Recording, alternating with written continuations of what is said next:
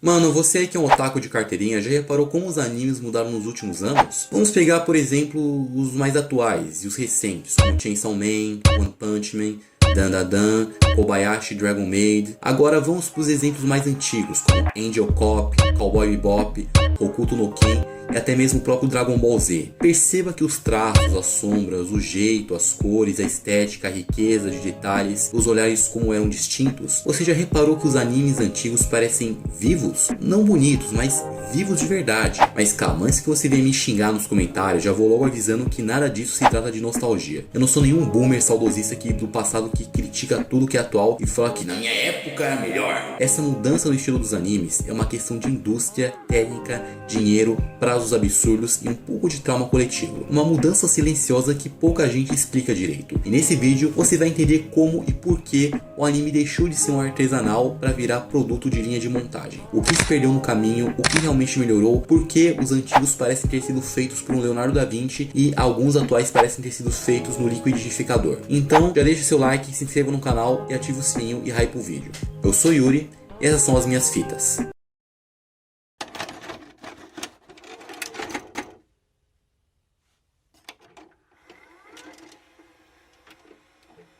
Vamos direto ao ponto. Primeiro, anime antigo não era feio, ele era humano. Quando alguém diz que anime antigo é feio, essa pessoa já está julgando o passado com os olhos viciados no 4K, do filtro digital e do traço padronizado de hoje. É como reclamar de uma pintura pintada a óleo que tem pincelada visível. Não é defeito, é assinatura do processo. Anime antigo era feito à mão, não com mouse. Nos anos 70, 80 e 90, anime não era produzido em computador, era produzido em mesa, papel, acetato, tinta, luz e gente cansada virando a noite. O processo era mais ou menos assim: storyboard desenhado à mão, quadro por quadro, layout manual definindo poses e enquadramentos, keyframes feitos por animadores principais, in-betweeners desenhando os quadros intermediários um por um. Tudo isso era passado para células de acetato transparente, os famosos céus. Cada célula era pintada à mão no verso, com tinta física. Depois cada camada era colocada sobre o fundo, fotografada frame por frame com câmera de cinema. Se errasse, não tinha Ctrl Z não, meu filho. Era refazido o desenho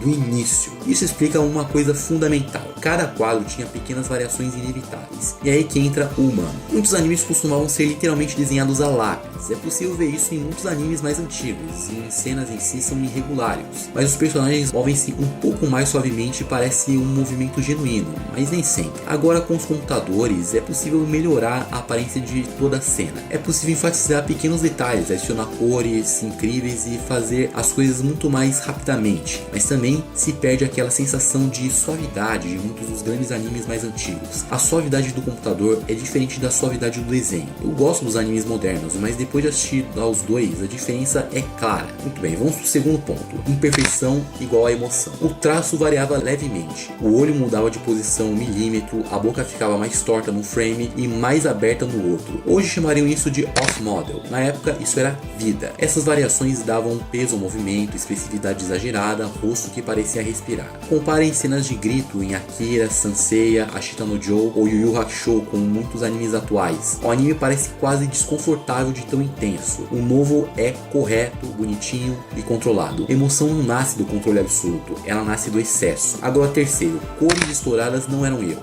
era um limite físico. Outro ponto que o pessoal se chama de feio eram as cores gritantes, sombras estranhas e a iluminação inconsistente. Isso vinha de três coisas: primeira, limitação das tintas; segundo, iluminação real na hora da fotografia; e o terceiro, processo químico do filme. Ou seja, a estética não era escolhida por algoritmo, era consequência física. O vermelho do sangue em Akira não é aquele vermelho porque alguém clicou no preset, é aquele vermelho porque a tinta reagia assim à luz e ao filme. Resultado, uma paleta que não parece limpa, mas parece quente, orgânica e real. O estilo variava porque as pessoas variam. Hoje, um estúdio exige que mantenha a personagem 100% on model. Antes, cada animador deixava um pouco de si no quadro. Você conseguia reconhecer um episódio mais fluido, o outro mais travado, um diretor mais expressivo, o outro mais contido. Era quase como ouvir um álbum gravado em estúdio analógico. Você sente o músico ali. Anime antigo não escondia o animador. O anime atual tenta apagar qualquer vestígio humano. Outro mito: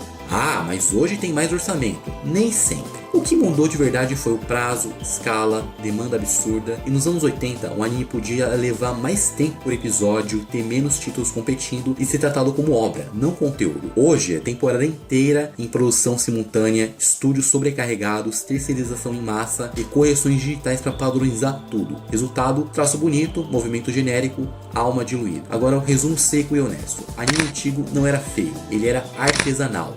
Imperfeito, limitado fisicamente, emocionalmente exagerado, profundamente humano. O anime moderno é limpo, consistente, rápido, tecnologicamente superior, artisticamente mais seguro e segurança raramente cria algo memorável. A história mudou quando o digital foi introduzido na indústria, mas ele não entrou no anime como um vilão, ele entrou como uma salvação. Isso é importante deixar claro logo de cara, porque o problema não é a tecnologia, é o jeito que ela passou a ser usada. No fim dos anos 90 e começo dos anos 2000, os estúdios japoneses estavam endividados, sobrecarregados, produzindo mais do que conseguiam e perdendo animadores experientes. O digital apareceu como um milagre, com ferramentas como pintura automática, correção instantânea, cores estáveis, câmera virtual e, mais importante, velocidade. De repente, eu não precisava mais pintar célula por célula, não precisava refazer tudo por causa de um erro mínimo, não precisava depender de filme químico. Para a indústria, era o céu. Para a arte, começou a negociação. A padronização virou regra, não exceção. Com o digital, algo mudou silenciosamente. Antes, quando o quadro ficava estranho, eles pelo menos achavam que ficou expressivo, e depois do digital, eles passaram a corrigir quadro por quadro que tinha ficado fora do modelo. O computador permitiu algo que antes era inviável: controle absoluto do traço. E o que o mercado sempre faz quando pode controlar tudo? Ele padroniza. Rostos mais simétricos, linhas limpas demais, movimento corrigido até perder impacto, expressão contida para não quebrar modelo. Enfim, o anime começou a parecer bonito em qualquer frame, mas memorável em quase nenhum. A emoção virou planilha. Antes, a emoção vinha do exagero, com a boca abrindo demais, olhos deformados, corpos quebrando a proporção, e com digital, isso quebra o modelo, dá mais trabalho, atrapalha correções e complica a produção. Então o exagero virou exceção e a emoção sem exagero vira conteúdo correto. É aqui que nasce aquela sensação estranha. Esse anime é bom, mas não me marcou. Ele não errou, mas também não sangrou. O anime virou linha de montagem. Outro impacto brutal do digital foi a explosão de quantidade. Antes, menos títulos por temporada, mais atenção por projeto, e depois 40, 50, 60 animes por temporada. Estúdios trabalhando 3 a 4 projetos ao mesmo tempo, terceirização para outros países, animadores recebendo por quadro. O digital permitiu produzir mais, o mercado exigiu produzir demais. Resultado, visual genérico, traço seguro, narrativa acelerada, pouco risco artístico. Não porque os animadores querem, mas porque o sistema não permite ousar. Agora, cores frias, iluminação artificial é outro ponto que muita gente sente, mas não sabe explicar. Anime moderno parece frio. Isso vem de paletas digitais limpas demais, iluminação uniforme, ausência de textura, falta de sujeira visual. No analógico, a imagem tinha grão, variação, acidentes, calor. No digital, tudo é calculado. E o cérebro humano sente isso, mesmo sem saber explicar. Aqui entra a piada clássica da internet brasileira: esse anime parece um wallpaper animado. E é isso mesmo: frame perfeito, pose perfeita, cabelo impecável, zero impacto emocional, porque beleza constante anestesia. O erro chama atenção. A imperfeição cria memória. Verdade incômoda, o anime não ficou pior, ele ficou mais eficiente. A eficiência é ótima para a indústria, mas a arte vive de risco, exagero, falha e identidade. Quando tudo vira padrão, o resultado é isso. É bom, é bonito, mas é esquecível. O digital não roubou a alma do anime, ele só removeu as cicatrizes, e a cicatriz é a prova de vida. Agora chegamos no momento crucial do vídeo. Aqui é o ponto em que a conversa fica incômoda, porque desmonta a desculpa fácil de que hoje tudo é ruim. Se o digital padronizou tudo, se o mercado esmagou os estúdios, se o prazo virou inimigo da arte, por que diabos ainda existem animes modernos que emocionam de verdade? A resposta curta: porque alguém peitou o sistema. A resposta longa é essa parte. A diferença não está no software, está em quem manda. O erro clássico é achar que esse anime é bom porque teve mais orçamento. Errado. O divisor de águas quase sempre é diretor, supervisor de animação e diretor de arte. Quando essas figuras têm voz, acontece um milagre raro. O anime ganha identidade. Eles permitem que o traço varie, que o modelo quebre e que as emoções venham antes da perfeição. Não é coincidência que os animes mais marcantes dos últimos anos tenham uma direção autoral forte. Alguns estúdios entendem algo essencial. O problema não é o digital, o problema é usar o digital como muleta. Então eles fazem o contrário, eles usam o digital, mas simulam a imperfeição, mantêm linhas agressivas agressivas, permitem deformação facial, aceitam inconsistência estética se ela servir à cena. Resultado, você sente o animador ali, mesmo no ambiente digital.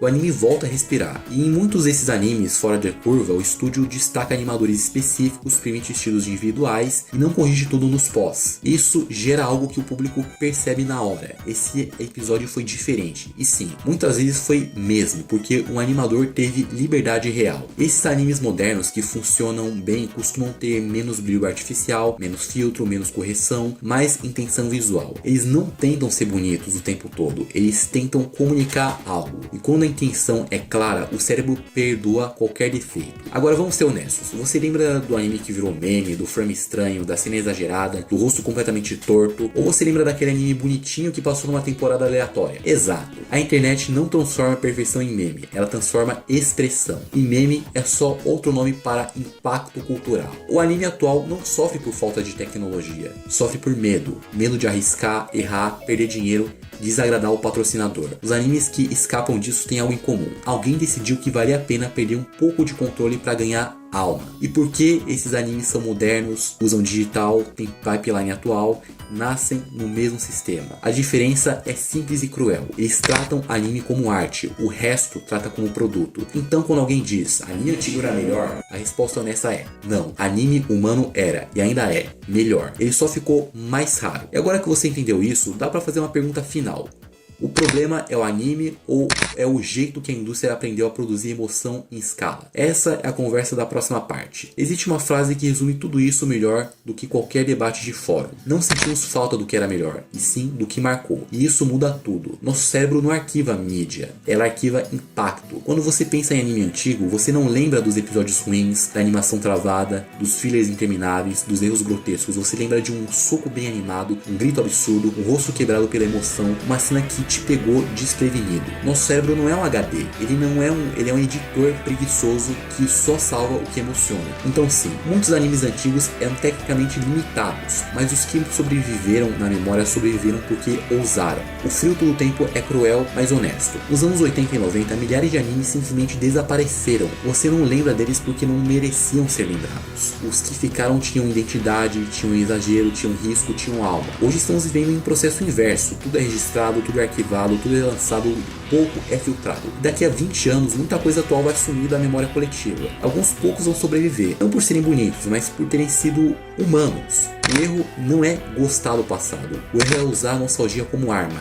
Dizer que tudo hoje é ruim é preguiça, mas dizer o passado não tinha nada de especial, ignorância técnica e histórica. A verdade adulta está no meio. O passado tinha menos recursos, mas mais margem para erro. O presente tem mais recursos, mas menos coragem. A piada final que ninguém quer admitir é: se o anime antigo fosse lançado hoje, a internet ia dizer off-model demais, animação inconsistente e parece inacabado. E ainda assim ia virar clássico, porque emoção passa por cima da técnica. Agora, o que realmente mudou no anime? O anime não perdeu a qualidade, ele perdeu liberdade. Não por falta de talento, mas por excesso de controle.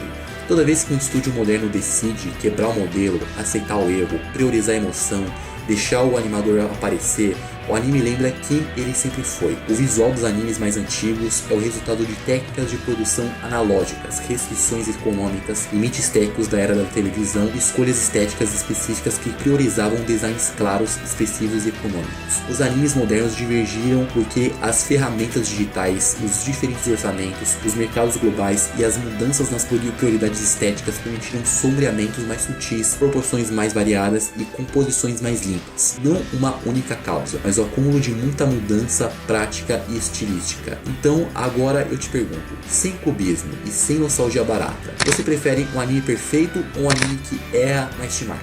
Deixa aqui nos comentários que eu gostaria muito de saber a sua opinião. Enfim, essa foi a minha fita.